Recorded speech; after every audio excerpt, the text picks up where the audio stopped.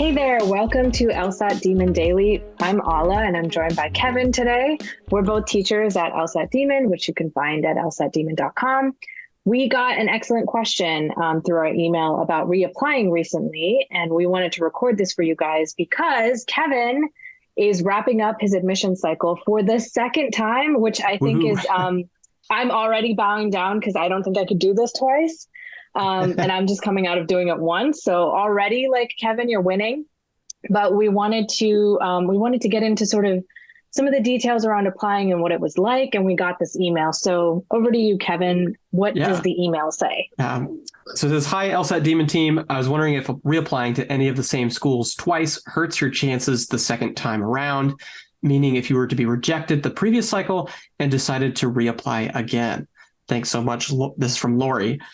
And right off the bat, I can say, if it hurts your chances the second time around, I can say no, right away, no. And I was in my first cycle, I think I applied to 18 schools. I got 11 wait lists, 2 acceptances, and the rest were rejections. And this cycle is much better. So yeah, that's really intense. So maybe we could start with sort of how you felt at the end of that first cycle, right? So what were you feeling at the end of the first cycle? And I think it's kind of impressive to turn 11 wait lists and that many rejections and such a difficult cycle into a positive thing, because we know that you're doing much better in this cycle and you are facing very different odds now. How did it feel at the end of that cycle, and how did you make the decision to get from there to reapplying and doing some other tinkering? Well, Ben and Nathan say this all the time. It's like, do you know you can do better? If you can, then why not give yourself that shot? And so I got 2 pretty decent offers. One of them was a full ride. I won the game. And if you're LSAT Demon subscriber and listener, you know that we don't want you to pay for law school. I won the game, but I knew I could do better. And the goals that I wanted, with the career outcomes I wanted at different schools, I wanted to roll the dice again. And so when the cycle was over, I was disappointed in that I didn't get the schools where the career outcomes I wanted, occur, where those schools have those options. But I was also I had a little bit of happiness because it's like, okay, I did something right. I did something right, a couple offers. So what I did is I had a, for those of you who use LSAT data, I recorded on there because it's very handy and the colors are nice. I put it on, I put my old cycle on the fridge, just slapped it on the fridge as a reminder of like, okay, this is what happened last time. I know I can do better. Champion right there. Yeah. that mentality, right? You gotta know where you came from and know where you want to improve. And it's like every day you ask yourself, why am I doing this again? Because like I said, I was disappointed when the cycle was over. It was painful to go through it. Like, oh, I got rejected a bunch of times. I got waitlisted a bunch of times. It's like, you start to doubt your worth in some aspects because you're like, what happened? What went wrong? But putting it on the fridge and, just walking yourself through it is like, this is why I know I can do better. I've seen this, I've seen where I was at, and I'm excited to see what the future could hold if I put the work into it. So that's awesome. I forget the name of it, but I was watching recently a documentary, a TV show about like I think it was a football team and sort of how they got through a very difficult season and how they changed their game. And it was like a new coach and everything. And one of the things that team focuses on is grit. And I'm actually reading a book, actually have it over here. It's called One Hell of a Ride. And it's about sort of like the things that you should think about and look forward to in law school. And the thing that they've measured in many studies, this is the book, in many studies, is that the one unifying factor of people that like succeed or like go really far in life is grit. And that's what I'm hearing from you, is like to reapply after a really shitty cycle and to have to like be told no over and over again, and know that you deserve it, but then, that didn't come through in your applications or something else changed. And it was also a difficult year for applying to law school in general. All of that combined together to be able to like conjure up the grit it takes to say, maybe I deserve more than this. It's not guaranteed, right? In the future, I might get the exact same results I got this cycle, but I'm going to try anyway. Yeah. And I think you can get a bunch of satisfaction out of that from just even trying again. Because you're like, okay, not only did I give it my best shot the first time around, I decided to do it again and give my best shot again the second time around too. So yeah. Bow down to you. So what did you change about your application? So we know you applied in 2020, and then we know that you came back to the table. How long did you wait, and what did you change about your application specifically? Yeah, so I applied in, let's see if I can get years right. I think it's 2020 to 2021 year. So I would have been enrolled the fall of 2021. I had a 168 LSAT, which at the time was a pretty decent LSAT to get into the certain schools I wanted to get into. Not to say that it's not a decent LSAT score. It definitely is. It's a good score. It's just the goalposts have shifted a little bit on where you want to go for certain schools.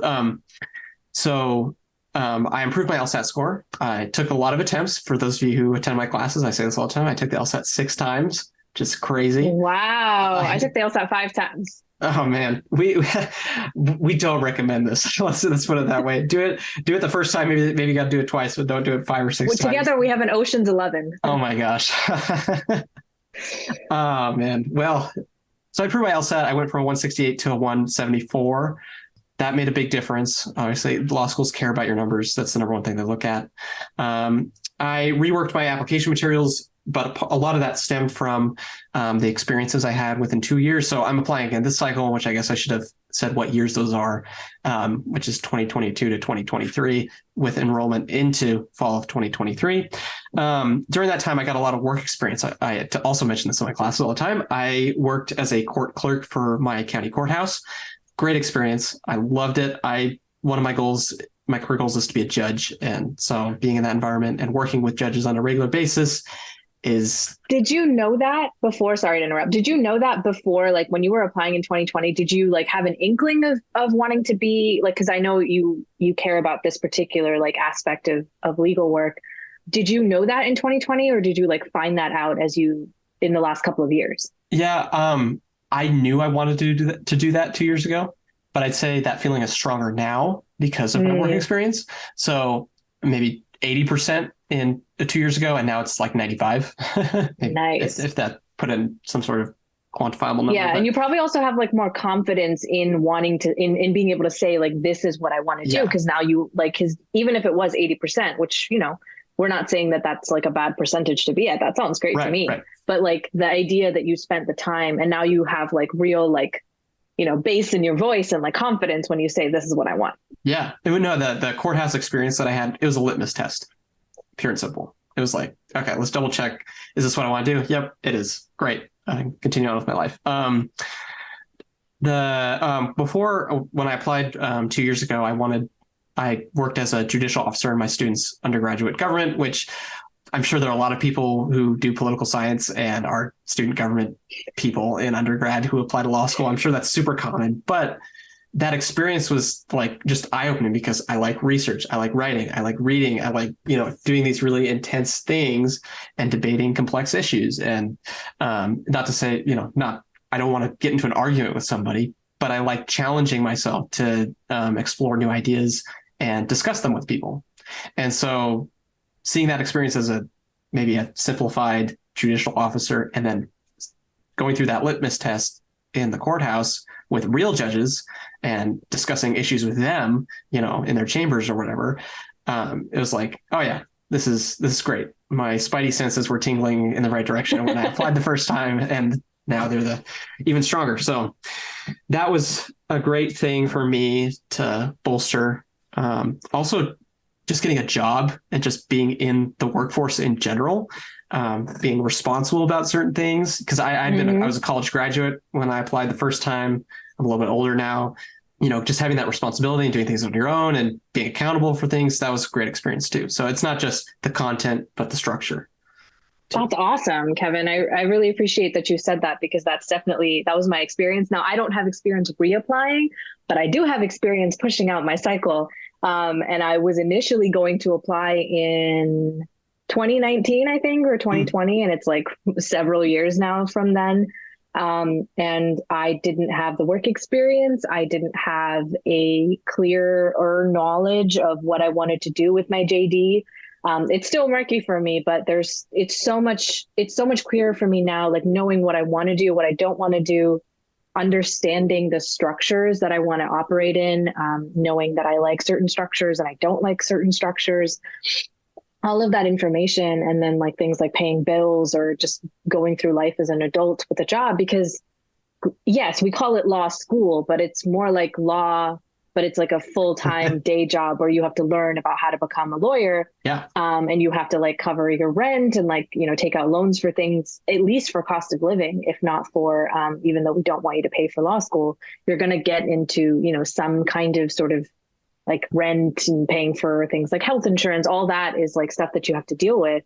And there's no way that I would have been in a position to be able to handle all those things with the same level of confidence or knowledge that I would be now.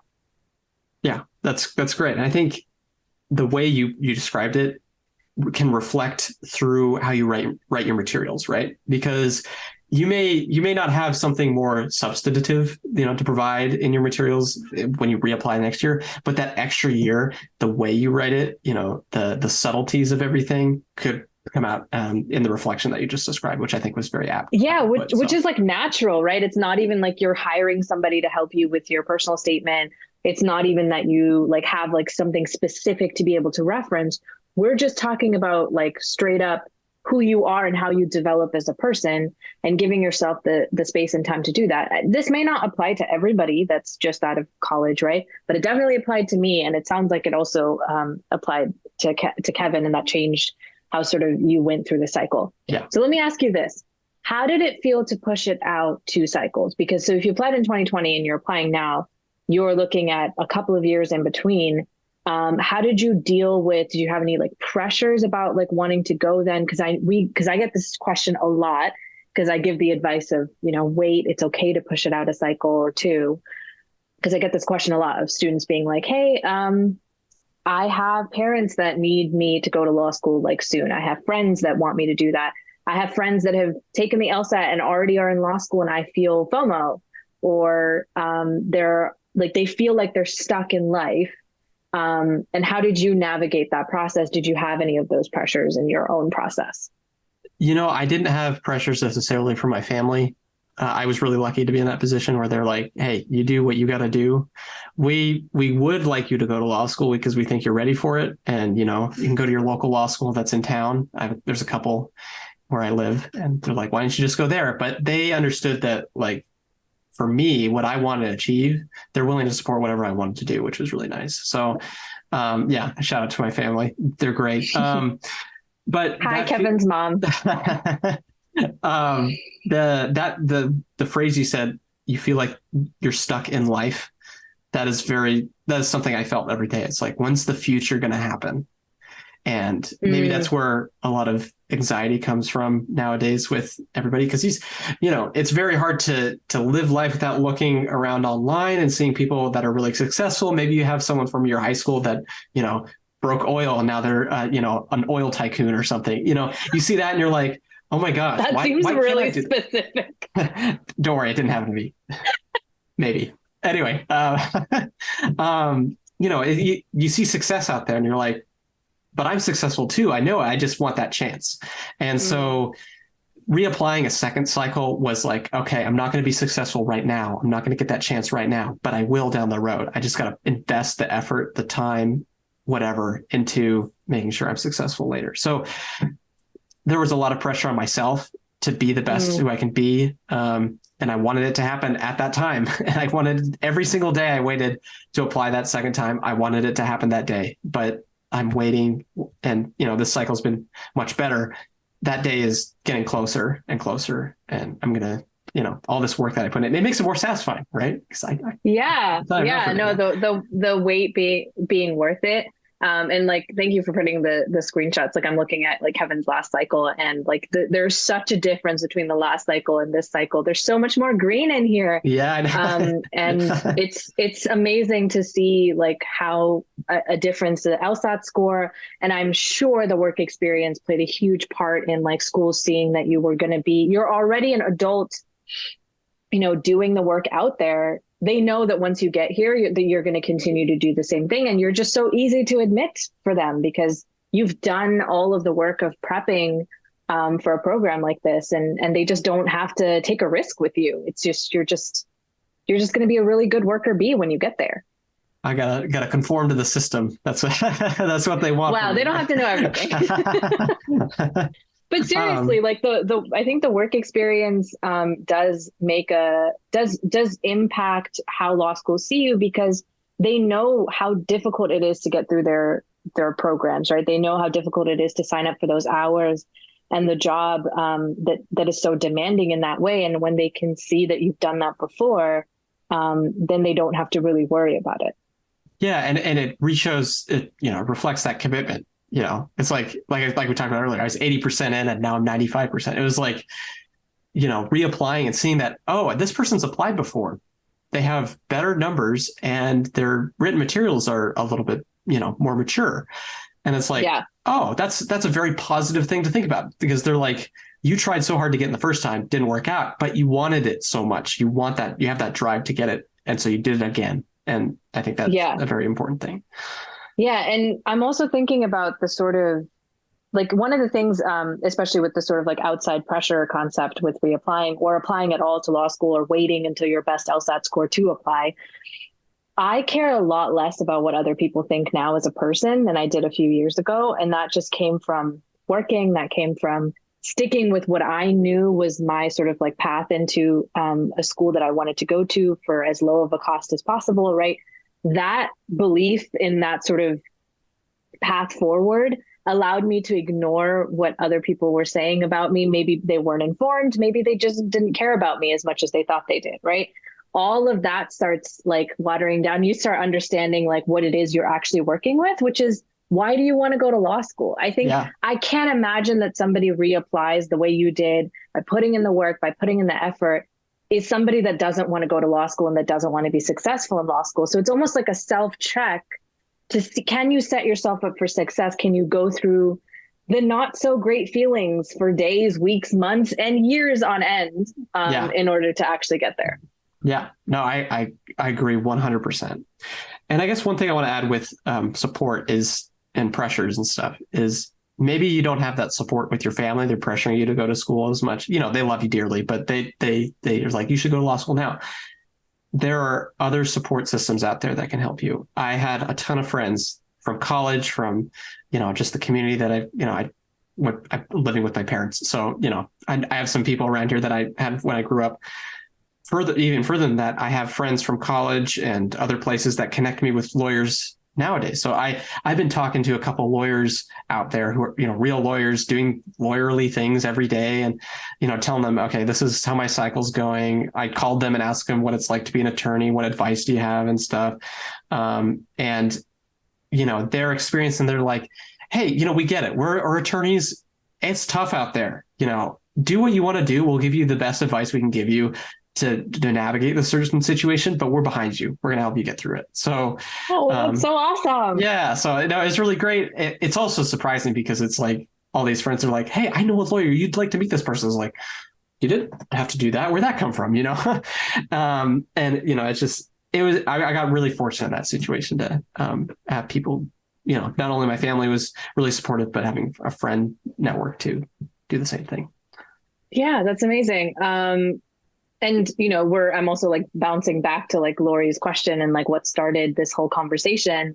And, I think we both heavily agree that it doesn't hurt your chances to apply the second time around. Like if you got rejected by a school, and I'm looking at your list, and there's like tons of schools that like waitlisted you that have accepted you. And there's just such a big difference in the results that Kevin got from the first time to the second time. Obviously, sample size problem, but you will find lots and lots of evidence for reapplying and for putting in the work and the materials and the work experience and changing those things. It's not going to hurt your chances. We're especially in favor of reapplying if it means that you're coming in with a stronger application and you're putting yourself up for changing those results. Yeah. Couldn't agree more. And to add to the, if I could throw out a control variable out there, I applied to basically the same schools. There's like two different schools than the previous cycle. But I applied to basically the same schools. So it's not, my targets changed. I went from higher schools to lower schools or whatever. It's the same schools. And it worked out, and it's very apparent to me looking at these pictures that like there's a huge difference in how that turned out for you. And so maybe we can end with this question, Kevin. Do you regret going through this whole process of the time, the extra time that you spent, the money that you spent, the things that you've had to change in your work life and your personal life? You had to shift a lot of things and make some serious sacrifices to go through this process all over again, which again, I cannot imagine doing this a second time. I am in awe of you, but do you regret it? No, I don't regret it. In the grand scheme of things, definitely not. You did mention money. Sure. I regret a little bit of spending that much money. I think anybody would. But the amount of money I'm going to save by going to a better law school this year or this coming year with a pretty dang good offer is worth it in the long run. So yeah. And the connections I made with people at the courthouse that I worked at, made new friends, all these sort of experiences that I wouldn't have had if I just kind of buckled down and said, oh, that's the best I got. It's got to be what it's going to be. I would have missed out on that. And I'm so glad I met all these people here at the Demon. I'm working at the Demon still, met all the people at the Demon. That includes me? Yeah, it does. So no, I don't regret it at all. I'm very happy where I'm at. It was painful and difficult to get through, but the proverbial light at the end of the tunnel, it's almost upon me, and very happy to slap that new LSAT or the law school admissions results picture onto the fridge. I know. I would just frame the whole thing and put it on my wall if it were me. Yeah. No, that's amazing, Kevin. I'm really happy for you. And I'm really glad that you went through this whole process. And we hope, Lori, that this conversation was helpful for you. Please follow up if we didn't answer your question. Thank you so much for listening today. If you email daily@lsatdemon.com, you can do that if you'd like to ask us other questions, share some LSAT or law school admissions news. Thank you so much for listening. Thanks, Kevin. Yeah, thank you.